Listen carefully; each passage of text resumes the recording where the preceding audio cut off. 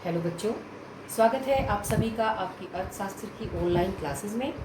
तो बच्चों, आज मैं फिर से आप सभी के सामने उपस्थित हूँ आपकी कक्षा 12 का मैक्रो का विषय लेकर। मैक्रो का चैप्टर 1 हम कर रहे थे और चैप्टर 1 की हमारी ये दूसरी वीडियो है। आज अपनी इस दूसरी वीडियो में हम पढ़ेंगे व्यष्टि और समष्टि अर्थशास्त्र के अंदर माइक्रो और मैक्रो में क्या डिफरेंस है।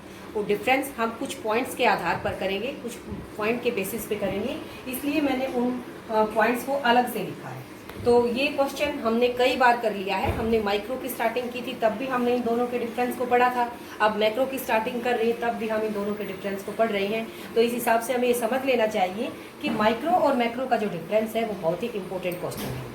तो चलिए इसको देखते हैं। सबसे पहला जो इन दोनों के अंदर अंतर है, वो अंतर का आधार बनता है हमारा अध्ययन क्षेत्र। ये पॉइंट्स आपको अगर क्लियर हो गए तो समझो आपके दो पार्ट, माइक्रो का भी फर्स्ट चैप्टर और ये मैक्रो का भी फर्स्ट चैप्टर, दोनों हो जाते हैं। तो पहला अध्ययन है आधार है इन दोनों में अंतर का अध्ययन क्षेत्र। अध्ययन क्षेत्र यानी कि हम किस किस का अध्ययन करते हैं। माइक्रो के अंतर्गत हम क्या पढ़ेंगे और मैक्रो में हम क्या पढ़ेंगे, तो ये आप सभी को पता है क्योंकि ये व्यष्टि है। इसके अंदर व्यक्तिगत स्तर पर आर्थिक समस्याओं का अध्ययन किया जाता है, छोटी छोटी इकाइयों का यहाँ पर अध्ययन किया जाता है। तो इसका अध्ययन क्षेत्र कैसा हो गया हमारा, संकुचित हम कह सकते हैं, या हम जो हमारा मैक्रो है उसकी तुलना में ये काफ़ी कम है, काफ़ी छोटा है। तो व्यष्टि के अंदर क्या होता है कि जो व्यष्टि हमारी अर्थशास्त्र है उसके अंदर हम क्या कर रहे हैं कि व्यक्तिगत स्तर पर हम अपनी इकाइयों का अध्ययन करते हैं। समष्टि अर्थशास्त्र के अंदर हम क्या करेंगे, संपूर्ण या जो पूरी अर्थव्यवस्था है, ओवरऑल पूरी अर्थव्यवस्था, ये एक बड़ा मतलब ब्रॉड विस्तृत हम इसको कह सकते हैं कि जो हमारी समष्टि है, मैक्रो है, उसका अध्ययन क्षेत्र कैसा है, विस्तृत है। तो यहाँ से हमें पॉइंट मिले कि माइक्रो का संकुचित एरिया है और मैक्रो का एरिया बहुत ही ब्रॉड है, बहुत ही विस्तृत है। यहाँ संपूर्ण अर्थव्यवस्था से संबंधित समस्याओं को हम पढ़ते हैं। एग्जाम्पल्स ले रखे हैं इसके साथ में। माइक्रो के अंदर जैसे किसी एक उपभोक्ता के बारे में हम पढ़े, किसी एक फर्म के बारे में पढ़े, तो ये कैसा हो गया, संकुचित। जबकि मैक्रो के अंदर हम क्या पढ़ते हैं, सकल मांग। सकल का मतलब मैंने आपको बताया था कुल, टोटल, संपूर्ण, पूरे अर्थव्यवस्था की मांग, पूरी अर्थव्यवस्था की पूर्ति, पूरे राष्ट्र की आय, ऐसी ब्रॉड और विस्तृत इकाइयों का अध्ययन हम समष्टि में करते हैं। दूसरा अंतर बनता है इसका सामूहिकता की मात्रा। ये दोनों जो पॉइंट है ये कुछ सीमा तक मिलते हैं। यहाँ हम, इसीलिए मैंने ये अलग से पॉइंट बनाया है। जैसे यहाँ पर भी व्यक्तिगत स्तर, यहाँ पर भी व्यक्तिगत फर्म, यहाँ भी समस्त अर्थव्यवस्था, यहाँ भी समस्त। लेकिन अंतर क्या है कि ये एरिया संकुचित है। यहाँ ये बताने की कोशिश की गई है कि इसका एरिया छोटा है और इसका एरिया बड़ा है। अध्ययन क्षेत्र इसका बड़ा है और ये छोटा है। सामूहिकता की मात्रा की बात करें तो क्योंकि ये संकुचित है तो इसलिए यहाँ पर सामूहिकता का अंश बहुत ही कम है, छोटा है। कोई व्यक्तिगत इंडिविजुअल जो फर्म होती है, जैसा कि मैंने ऊपर भी बता दिया, एक उद्योग, एक वस्तु की कीमत, ऐसी छोटी छोटी इकाइयों का हम इसके अंदर अध्ययन करेंगे। तो सामूहिकता की मात्रा यहाँ पर कैसी हो गई, हमारी कम मात्रा हो गई। सामूहिकता की मात्रा कैसी हो गई, कम। लेकिन यहाँ पर सामूहिकता की मात्रा, क्योंकि समस्त और संपूर्ण अर्थव्यवस्था और कुल उत्पादन और सामान्य कीमत स्तर जैसी चीजों को हम यहाँ पर पढ़ते हैं, तो यहाँ पर सामूहिकता की मात्रा कैसी है, अधिक है। तो यहाँ पर क्योंकि एरिया भी मैंने ऊपर बता दिया विस्तृत है, तो सामूहिकता की मात्रा यहाँ कम हुई, यहाँ अधिक हुई। इसके बाद तीसरा अंतर आता है हमारा विभिन्न मान्यताएं।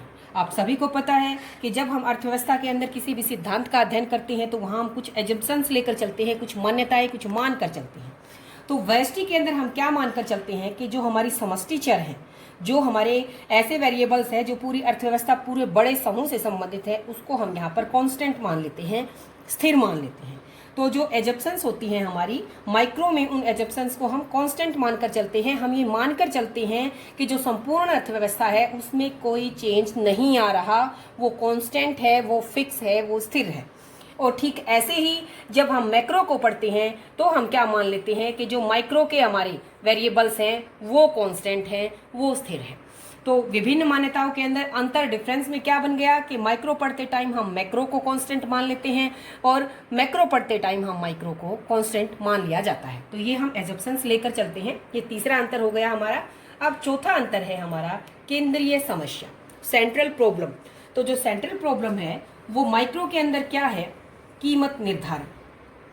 कीमत निर्धारण, और इसीलिए माइक्रो का दूसरा नाम भी हम पढ़ते हैं कि भाई इसे कीमत निर्धारण का सिद्धांत भी कहते हैं। तो माइक्रो के अंदर हम पढ़ते हैं कि जो किसी एक वस्तु की कीमत है उस कीमतों का निर्धारण कैसे होता है। तो कीमत निर्धारण यहाँ पर आर्थिक समस्या है। जबकि मैक्रो के अंदर आर्थिक समस्या, सेंट्रल प्रॉब्लम क्या है? उत्पादन एवं रोजगार का निर्धारण।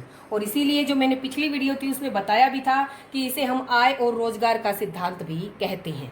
तो इसे आय और रोजगार का सिद्धांत कहते हैं इसीलिए इसका, क्योंकि इसके अंदर केंद्रीय समस्या ये है और यहाँ केंद्रीय समस्या कीमत निर्धारण है, इसलिए इसे हम कीमत निर्धारण का सिद्धांत भी कहते हैं। तो पॉइंट क्लियर होगा। इसके बाद 5वां पॉइंट है हमारा व्यष्टि समष्टि विरोधाभास। विरोधाभास का मतलब होता है कि ये दोनों एक दूसरे के उलट हैं, क्योंकि व्यष्टि का हमने पढ़ा कि ये छोटी इकाई और ये बड़ी इकाई। तो क्या हुआ कि व्यष्टि स्तर पर जो सही है वो जरूरी नहीं कि समष्टि स्तर पर सही हो, और यहाँ पर मैंने डू लिखा है, इट मीन्स समष्टि स्तर पर जो सही है वो जरूरी नहीं कि व्यष्टि स्तर पर भी सही हो। तो इसे मैं आपको एक उदाहरण देकर समझाती हूँ कि माइक्रो लेवल पर जो चीज़ ठीक होती है वो मैक्रो पर ठीक कैसे नहीं होती। मैं आपको एग्जाम्पल देती हूँ। एग्जाम्पल के लिए हम एक आदमी को ये कहते हैं कि आपको सेविंग करनी चाहिए। सेविंग करने से क्या होता है कि आप उसको इन्वेस्ट कर पाएंगे और इन फ्यूचर आप अपनी इनकम को बढ़ा पाएंगे। तो इस तरह से क्या हुआ कि एक आदमी के लिए सेविंग करना क्या है? लाभ की बात है, फायदे की बात है, बहुत अच्छी बात है, ताकि वो अपने फ्यूचर को सुधार सके, अच्छा बना सके। लेकिन ये बात माइक्रो लेवल पर तो सही है कि एक आदमी के लिए तो ये चीज़ अच्छी है कि उसे बचत करनी चाहिए और इससे उसका आगे भविष्य सुधरेगा। लेकिन अगर यही बात हम मैक्रो लेवल पर करें, अगर सभी लोग बचत करने लग जाएं, तो सोचो अर्थव्यवस्था का क्या होगा। अर्थव्यवस्था में कोई इन्वेस्ट ही नहीं करेगा। कोई अर्थव्यवस्था में इन्वेस्ट नहीं करेगा तो अर्थव्यवस्था का तो डावाडोल हो जाएगा। तो इस तरह से क्या हो गया कि जो माइक्रो लेवल पर जो चीज़ सही होती है जरूरी नहीं कि वो मैक्रो लेवल पर भी सही हो। इसका उलट हम ऐसे इस बात को ऐसे कर सकते हैं कि मैक्रो लेवल पर तो सबके लिए बचत करना ठीक नहीं है, अच्छा नहीं माना जाता, क्योंकि मैक्रो लेवल पर तो वही चीज़ अच्छा होगा कि लोग ज़्यादा से ज़्यादा इन्वेस्ट करें, बचत कम करेंगे तभी तो इन्वेस्ट अधिक होएगा। तो इस तरह से हम क्या कह सकते हैं कि जो चीज़ मैक्रो पर सही है वो माइक्रो लेवल पर जरूरी नहीं सही हो। तो ये एक दूसरे के क्या है? विरोधी भी हैं, विरोधाभास भी हैं। तो एग्जाम्पल से आपको समझ में आ गया होगा यहाँ क्या कहना की कोशिश की गई है। इसके अलावा छठा डिफरेंस बनता है हमारा सरकारी हस्तक्षेप। जो गवर्नमेंट का इंटरफियर होता है वो गवर्नमेंट इंटरफियर मूल विषय नहीं है। कहाँ पर मूल विषय नहीं है? माइक्रो में। तो माइक्रो में हम गवर्नमेंट का इंटरफियर है या नहीं है इस बारे में हम ज़्यादा नहीं सोचते, ये यहाँ पर कोई मूल विषय नहीं है, कोई केंद्रीय समस्या नहीं है। लेकिन जब मैक्रो लेवल की हम बात करते हैं, पूरी अर्थव्यवस्था की हम बात करते हैं, तो वहाँ पर गवर्नमेंट का इंटरफियर करना, सरकार का हस्तक्षेप करना जरूरी हो जाता है। तो वहाँ पर ये मूल विषय है। तो आपकी समझ में आ गया होगा। सरकार जो बड़े लेवल पर काम होते हैं तो वहाँ सरकार को आगे आना पड़ता है, तो इसलिए सरकार यहाँ पर जरूरी विषय है, लेकिन यहाँ सरकार जरूरी विषय नहीं है। तो ये हमारे 6 डिफरेंस हो गए। 6 के 6 डिफरेंस अगर हम इन पॉइंट्स को याद कर लेते हैं और फिर आपको समझ में आ गया तो आप लिख सकते हैं कि अध्ययन क्षेत्र के अंदर बात की गई है, किसकी बात की गई है कि भाई माइक्रो कैसी है? संकुचित है और मैक्रो विस्तृत है। इसका एरिया जो है बहुत ही लिमिटेड है और ये बहुत ही ब्रॉड है। सामूहिकता की अगर हम मात्रा की बात करें तो इसकी सामूहिकता, इसके अंदर जो कलेक्टिव लेवल है वो बहुत ही कम है, यहाँ पर बहुत ही अधिक है। और मान्यताएं, एजेप्शंस की बात करें हम तो माइक्रो में हम ये मानकर चलते हैं कि मैक्रो को हमने कांस्टेंट मान लिया है। जो समष्टि स्तर पर हमारी चरें हैं वो सब कैसी हैं? अब हमारी फिक्स हो गई हैं, स्थिर हो गई हैं। और व्यष्टि में हम समष्टि के अंदर हम व्यष्टि को स्थिर मान लेते हैं। नेक्स्ट केंद्रीय समस्या। यहाँ पर केंद्रीय समस्या माइक्रो में कीमत निर्धारण है, जबकि मैक्रो में उत्पादन और रोजगार का निर्धारण है। और व्यष्टि और समष्टि दोनों क्या है? एक दूसरे के विरोधी हैं, जो कि मैंने सेविंग के एग्जाम्पल से आपको समझाया है। इसके अलावा सरकारी हस्तक्षेप की जहाँ तक बात करें तो माइक्रो में ऐसा कोई इसके बारे में खास मूल विषय ये नहीं है, लेकिन मैक्रो में ये बहुत ही इंपॉर्टेंट विषय है। इसके अलावा आगे आता है कि यहाँ पर तो हमने डिफरेंस किया, लेकिन अब डिफरेंस के अलावा जो माइक्रो और मैक्रो है वो एक दूसरे के ऊपर निर्भर भी बहुत ज़्यादा करते हैं। इनकी इंटरडिपेंडेंस माइक्रो मैक्रो के ऊपर और मैक्रो माइक्रो पर बहुत हद तक, काफ़ी सीमा तक एक दूसरे के ऊपर डिपेंड है। कैसे डिपेंड है ये मैं आपको बताती हूँ। माइक्रो मैक्रो पर कैसे डिपेंड है? अब ये देखिए, मैंने यहाँ पर एक फार्मूला लिखा है सिग्मा डी आई का मतलब है डिमांड ऑफ इंडिविजुअल्स। एक आदमी की मांग, फिर दूसरे की मांग, तीसरे की मांग, ऐसे जब हम पूरी अर्थव्यवस्था की मांग का जोड़ कर देते हैं, सिग्मा का अर्थ क्या बताया था मैंने? जोड़। और ये आई का मतलब इंडिविजुअल और डी का मतलब डिमांड। जब प्रत्येक इंडिविजुअल्स की डिमांड को हम जोड़ देंगे, उसका सिग्मा कर देंगे, तो वो क्या बन जाएगी? हमारी एग्रीगेट डिमांड बन जाएगी। हमारी एग्रीगेट डिमांड क्या होती है? हमारी जो मैंने ऊपर लिखा था सकल मांग। और सकल मांग को हम कहाँ पढ़ते हैं? सकल मांग को पढ़ते हैं हम मैक्रो में। तो क्या हुआ, माइक्रो का जोड़ करने से ही हमें मैक्रो मिली। तो इस तरह से क्या है, ये एक दूसरे के ऊपर डिपेंड है।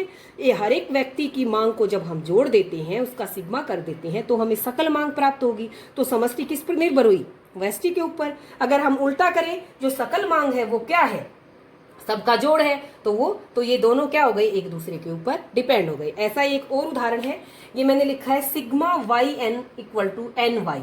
एन वाई का मतलब है यहाँ पर हमारा राष्ट्रीय आय, नेशनल इनकम।